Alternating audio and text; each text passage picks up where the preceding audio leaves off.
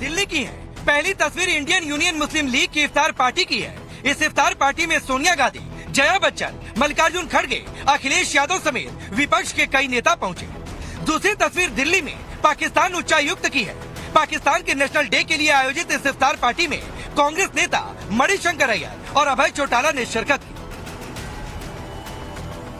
इन तस्वीरों से कई सवाल उठाए कि जिस कांग्रेस और विपक्षी नेताओं को राम मंदिर जाने से परहेज है, जो आज तक रामलला का दर्शन करने नहीं गए, जो विपक्ष के नेता लगातार हिंदुओं के महापर्व महाकुंभ पर सवाल उठाते रहे, महाकुंभ को मृत्यु कुंभ से लेकर फालतू बताते रहे, जो विपक्षी दल हिंदुओं के त्योहारों पर सवाल उठाते रहे, उन्हें पाकिस्तान की इफ्तार पार्टी हो या फिर मुस्लिम लीग की इफ्तार पार्टी जाने से कोई परहेज नहीं। सवाल उठ रहे हैं कि मोदी विरोध में क्या विपक्ष को पाकिस्तान परस्ती से भी कोई परहेज नहीं?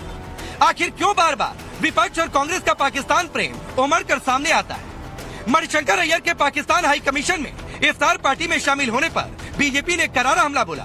बीजेपी ने कांग्रेस को पाकिस्तान परस्त पार्टी कहा।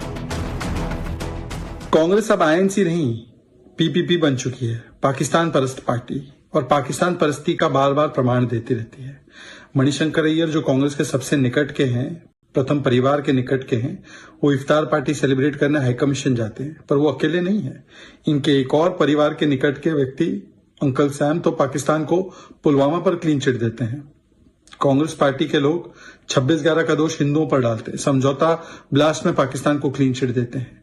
हमने देखा है कि किस प्रकार से बीके हरिप्रसाद जो कांग्रेस के वरिष्ठ नेता है कर्नाटका से, वो कहते हैं कि पाकिस्तान कोई दुश्मन थोड़ी है हमारा, वो तो बीजेपी का दुश्मन है। ये वही कांग्रेस पार्टी है जिसने surgical strike, Balakot air strike 370 पर पाकिस्तान के सुर से सुर मिलाया है। राहुल गांधी ने स्वयं मिलाया है। ये वही कांग्रेस के लोग हैं जिन्होंने पाकिस्तान जाकर कहा कि हमें मोदी को हटाना है, मदद कीजिए। पाकिस्तान जो आतंकवाद की घटनाओं को अंजाम देता है, पाकिस्तान जो हमारे सैनिकों को मारता है, और आज जो पाकिस्तान आइसोलेट हो चुका है, उसके साथ कोई नहीं खड़ा, उसके साथ कांग्रेस पार्टी खड़ी है। कांग्रेस पार्टी मोदी विरोध में उतरते उतरते आज देश विरोध और देश के विरोध में जो भारत के विरोधी हैं उनके साथ भी खड़े नजर आने में उसे कोई संकोच नहीं आता। ये आज सामने आ चुका है। ये पीपीपी है, ये आईएनसी नहीं, ये पाकिस्तान परस्त पार्टी है। इससे यही स्पष्ट होता है कि भले मणिशंकर अय्यर हो या कांग्रेस का कोई भी नेता हो, इनके दिल में सिर्फ और सिर्फ पाकिस्तान के प्रति प्रेम है। इसीलिए इस बात से चिढ़ते थे जब सर्जिकल स्ट्राइक होती थी, बालाकोट एयर स्ट्राइक होती थी, और जब भी पाकिस्तान कमजोर होता है, कांग्रेस के नेताओं के दिल के अंदर दर्द और बढ़ जाता है। कांग्रेस पार्टी का दिल सिर्फ और सिर्फ पाकिस्तान की भलाई में है, ना कि भारत की भलाई में। पाकिस्तान हाई कमीशन में इफ्तार पार्टी में जाने के सवाल पर मणिशंकर अय्यर बचते नजर आए और बिना कुछ बोले निकल गए। Sir, you have arrived for iftar party in Pakistan High Commission, sir. So one statement on One this, sir. statement on this, sir. क्या कहना चाहेंगे सर आप So what do you party have to say में? on this, sir? Mr. Ayyar, what do you have to say on this? Sir कुछ कहेंगे? इफ्तार party में शामिल होने पहुंचे हैं Mr. Sir. Ayyar, you have been advocating for Pakistan. What do you have to say on this? Manishankar Iyer ने बयान नहीं दिया, लेकिन कभी बात बात पर पाकिस्तान को कोसने वाली उद्धव ठाकरे की शिवसेना ने मणिशंकर अय्यर का बचाव किया। उद्धव ठाकरे की शिवसेना के नेता संजय राउत ने सीधे सीधे पीएम मोदी के पाकिस्तान दौरे को लेकर सवाल उठा दिए। मणिशंकर अय्यर तो वहाँ हमेशा जाते हैं इफ्तार पार्टी में, मैंने तो पहली बार नहीं देखा है। वो जाते हैं, वो पाकिस्तान में भी जाते हैं कुछ लोग। बात ऐसी है, नरेंद्र मोदी जी प्रधानमंत्री होते हुए पाकिस्तान जाते हैं, नवाज शरीफ के बर्थडे को केक काटते हैं, केक खाते हैं, उसके ऊपर भारतीय जनता पार्टी को कोई आपत्ति नहीं है। अभी भी हम सवाल पूछते हैं कि आप पाकिस्तान जाकर नवाज शरीफ का केक खाते हो और कोई इफ्तार पार्टी में गया तो आपको तकलीफ होती है। हाँ, मैं किसी का समर्थन नहीं कर रहा हूँ, लेकिन ये दोगलापन क्यों है? आप अपने प्रधानमंत्री से पूछिए, भाई आप माफी मांगिए। हालांकि ये कोई पहला मौका नहीं जब कांग्रेस की पाकिस्तान परस्ती सामने आई। इससे पहले मणिशंकर अय्यर मोदी को हराने के लिए पाकिस्तान से मदद करने की बात हो, या फिर सैम पित्रोदा का पाकिस्तान को पुलवामा पर क्लीन चिट देने की बात हो, या फिर सर्जिकल स्ट्राइक और एयर स्ट्राइक पर सवाल उठाने की बात हो, कांग्रेस नेताओं और पाकिस्तान की बोली एक जैसी नजर आई है। एक तरफ मोदी विरोध में विपक्ष के नेता राम मंदिर से दूरी बना रहे, हिंदू त्योहारों पर सवाल उठा रहे, पाकिस्तान की इफ्तार पार्टी में शामिल हो रहे। दूसरी तरफ यूपी के सीएम योगी आदित्यनाथ ने आज बड़ा बयान दिया और कह दिया कि अगर राम मंदिर के लिए सत्ता भी गंवानी पड़े तो कोई समस्या नहीं। यद्यपि मेरी 3 पीढ़ियां श्री राम जन्मभूमि आंदोलन के लिए समर्पित थी, मुझे कोई समस्या नहीं थी, लेकिन शासकीय व्यवस्था जिस नौकरशाही से जकड़ी होती है, उस नौकरशाही में एक बड़ा वर्ग ऐसा था जो कहता था कि मुख्यमंत्री के रूप में अयोध्या जाने से विवाद खड़ा होगा। अब ने कभी विवाद खड़ा होता तो होने दीजिए, लेकिन अयोध्या के बारे में कुछ सोचने की आवश्यकता है।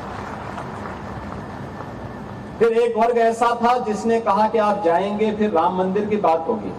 तो मैंने कहा कौन हम सत्ता के लिए आए हैं, राम मंदिर के लिए सत्ता भी गंवानी पड़ेगी तो कोई समस्या नहीं होनी चाहिए।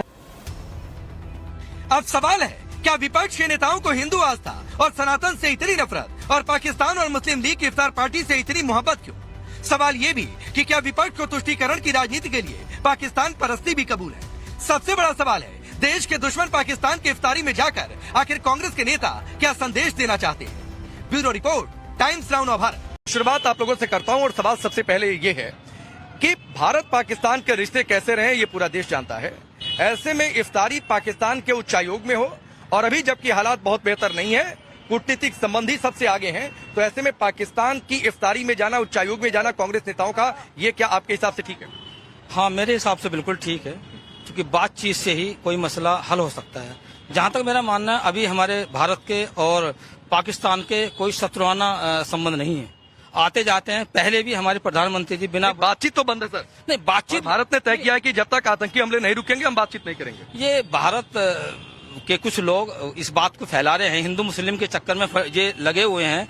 खुद जाते हैं और लोग अगर कोई दूसरा चला जाता है, खुद कौन जा रहे हैं? प्रधानमंत्री जी बिना बुलाए गए तो देश के प्रधानमंत्री हैं, उनको हक है, यानी कि लेकिन कांग्रेस के नेता तो प्रधानमंत्री नहीं है ना सर। देश के प्रधानमंत्री बिना बुलाए वहाँ जाएं वो अच्छा है, एक आम आदमी ना जाए। प्रधानमंत्री हमारे पूरे भारत के एक मैन आदमी है, वो हमारे सरदार हैं। अगर वो जाएंगे तो आम जनता के लिए उस पर क्या असर पड़ेगा? आम जनता चली जाए, कोई लेकिन मणिशंकर अय्यर के जाने, लेकिन प्रधानमंत्री को वहाँ नहीं जाना चाहिए था। और अगर प्रधानमंत्री चले जाए तो कोई भी जा सकता है, और अगर आम आदमी जाए तो ये गलत है। ठीक है, आप बताइए। मैं मोहम्मद राशिद एडवोकेट मेरठ से।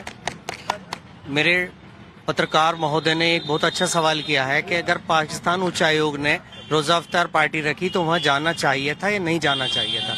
मेरा मौक़िफ़ इसमें यह है कि अगर हमारी किसी से भी नाराज़गी हो, चाहे वो किसी देश से हो या धर्म से हो या जाति से हो, और वो हमें प्यार से बुलाए तो एक रास्ता खुलता है बातचीत के लिए, अच्छा बनने के लिए, संबंध सुधारने के लिए।